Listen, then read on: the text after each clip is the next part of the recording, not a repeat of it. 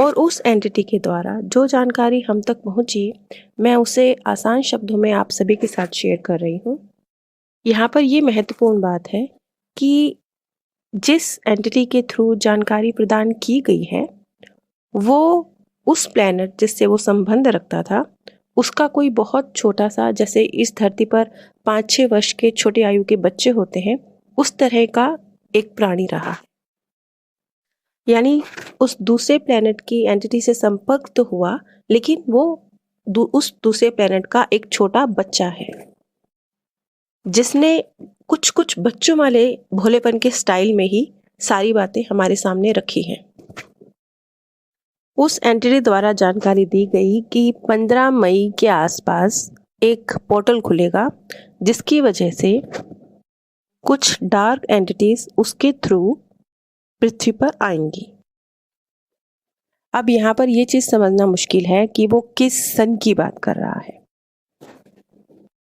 Exact सन की calculation करना यहाँ पर थोड़ा वैसे भी डिफिकल्ट है, क्योंकि हमारे लिए जो 365 का साल है, 365 दिनों का साल है, वो उन एंटिटीज के मुताबिक गलत है। उनके मुताबिक ये 398 दिन का साल है, लेकिन हमें बताया जाता है कि 365 डेज होते हैं एक साल में। जैसे इस एंटिटी के द्वारा जानकारी दी गई, इसी से मिलती जुलती कुछ जानकारी जो कि पाथ ऑफ पीस चैनल पर, जिसका सीरीज इस वक्त चल रही है, रात द्वारा भी प्रदान की गई है कि कुछ पोर्टल ओपन होते हैं और वहां से कई बार कुछ नेगेटिव ऊर्जाएं इस धरती पर आती हैं। कुछ एक बड़ी हस्तियों के विषय में भी उन्होंने बताया कि जैसे नेल्सन मंडेला नहीं रहेंगे और मार्गरेट थैचर को हार्ट अटैक आएगा, 15 मई से पहले ये घटनाएं घटेंगी। जापान में आंतरिक तौर पर 15 मई से पहले पहले एक आंतरिक तौर पर युद्ध शुरू हो जाएगा। और भी कुछ अंतर्राष्ट्रीय स्तर के राजनीतिज्ञ जैसे ओबामा, जॉर्ज बुश, इनके किस तरीके से एक्सीडेंट होंगे या इन्हें हार्ट अटैक आएंगे या ये इस दुनिया में नहीं रहेंगे, इसके विषय में जानकारी दी। और 15 मई से पहले पहले ही आपकी पृथ्वी पर कुछ बहुत बड़ी, जैसे महामारी, ऐसा कुछ आएगा।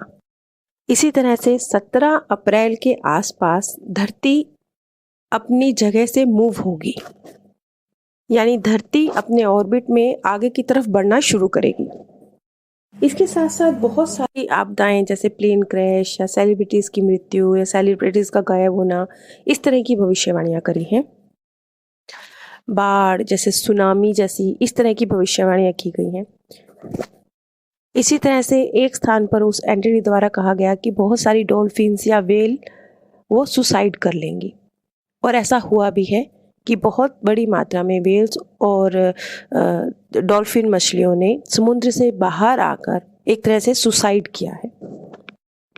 वैसे विशेष तौर पर डॉल्फिन्स के विषय में उस एंटिटी द्वारा काफ़ी कुछ कहा गया, और अगर हमें डॉक्टर नरूडा की थ्योरी याद हो तो भी हमें याद है कि डॉक्टर नरूडा ने भी इसी तरह की एक लाइन कही थी कि डॉल्फिन्स, हमसे भी पहले इस धरती पर डॉल्फिन्स आई थी और वो सिर्फ प्यार करने के लिए बनी थी, सिर्फ प्यार करने के लिए।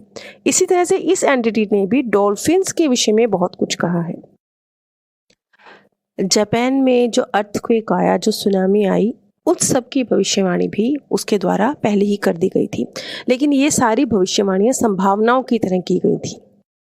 निश्चित रूपेण ये घटनाएं घटेंगी ही, ऐसे नहीं, संभावनाओं की तरह। और कोरोना की महामारी के विषय में भी पहले ही भविष्यवाणी कर दी गई कि किस तरीके से एक महामारी जो कोरिया और भारत जिसमें महत्वपूर्ण होंगे, और इसके अलावा ये पूरे वर्ल्ड पर असर डालेगी। इसके अलावा एक वार का भी जिक्र किया गया जो बहुत बड़े स्केल पर होगी।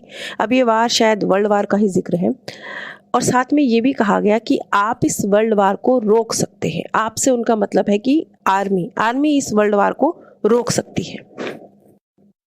और उस प्लेनेट का वो छोटा सा बच्चा पृथ्वी के माया जाल को भी समझता है। वो कहता है कि तुम्हें इस पृथ्वी के अनंत माया जाल को समझना होगा, तुम्हें माया जाल की अनंतता को समझना चाहिए, और उसके बाद तुम्हें अनंतता के माया जाल को समझना चाहिए।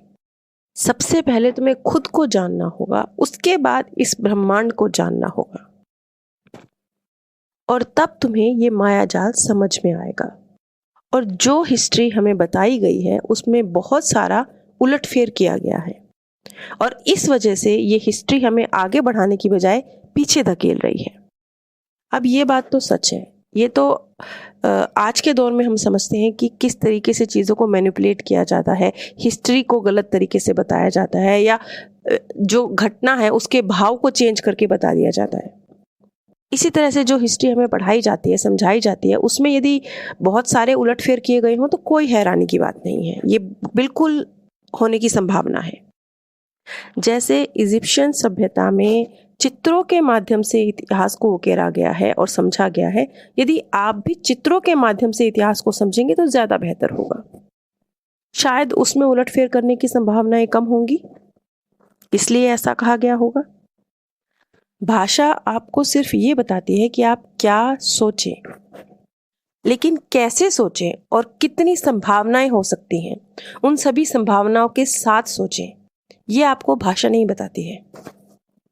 और इसीलिए अगर आप पिक्चरों के माध्यम से, चित्रों के माध्यम से चीज़ों को समझना जानना सीखेंगे तो ये आपके दिमाग के लिए बहुत फ़ायदेमंद होगा।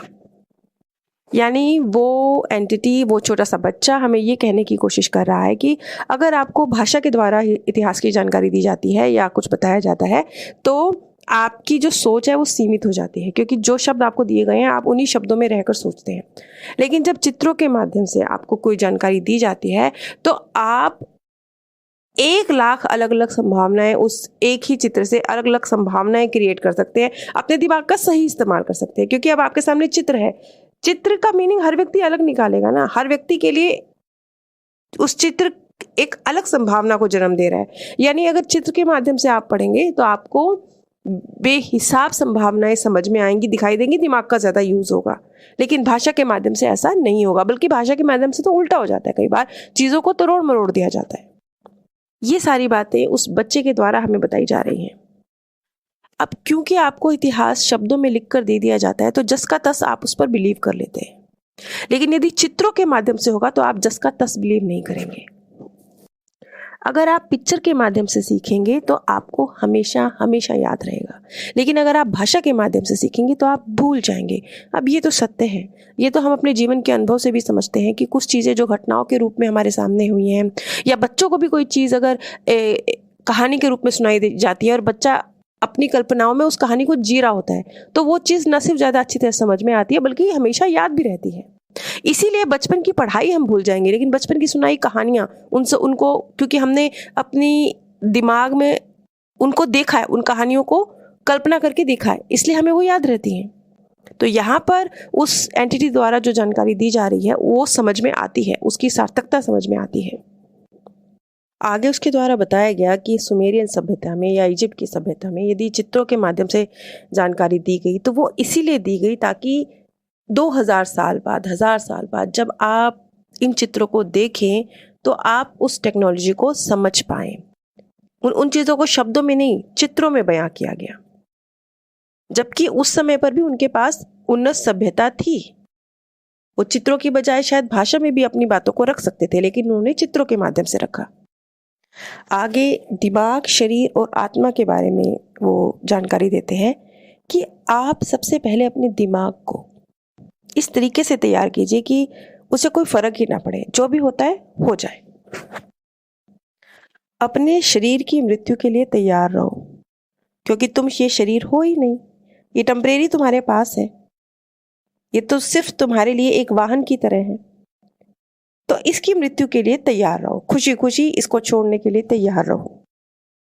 अपनी आत्मा को जो होगा हो जाएगा, होता रहे, इस बात के लिए तैयार करो। मृत्यु जीवन का अंत नहीं है, बल्कि नए जीवन की शुरुआत है। आगे जब फ्री विल के संबंध में उस बच्चे से सवाल किया गया तो उसने जवाब दिया कि मैं अपने बड़ों से पूछ के बताता हूँ कि मैं फ्री विल को आपको कैसे एक्सप्लेन करूँ। उसकी ये जो एक लाइन थी कि मैं अपने बड़ों से पूछ के बताता हूँ, और फिर उसने बड़ों से पूछ के बताया कि एक्चुअल में फ्री विल क्या है, लेकिन उसकी इसी लाइन से स्पष्ट होता है कि वो उस प्लेनेट का एक बच्चा है जो अपने बड़ों से बात कर रहा है, और शायद बड़े भी जानते हैं कि वो किसी और प्लेनेट की एंटिटीज के साथ कम्युनिकेट कर रहा है, और वो उसे करने दे रहे हैं। तो इस चीज़ से एक चीज़ और निकल के आती है कि शायद उस प्लेनेट के निवासियों के लिए हमसे कम्युनिकेट करना इतना डिफिकल्ट नहीं है, वो आसानी से कर सकते हैं। तभी तो वो जानते हैं कि एक बच्चा किसी दूसरे प्लेनेट से कम्युनिकेट कर रहा है, लेकिन वो रिलैक्स है। अगर आप मेरे द्वारा शोक सभा जैसे चौथा या 13वीं आदि पर शांति संदेश चाहते हैं तो आप नीचे दिए गए व्हाट्सएप नंबर पर संपर्क कर सकते हैं। आप सभी पर परमात्म सौंदर्य, प्रेम और आनंद सदैव बरसता रहे। आप सभी दिव्य परम धाम में स्थान प्राप्त करें। और उस एंटिटी के द्वारा जो जानकारी हम तक पहुंची, मैं उसे आसान शब्दों में आप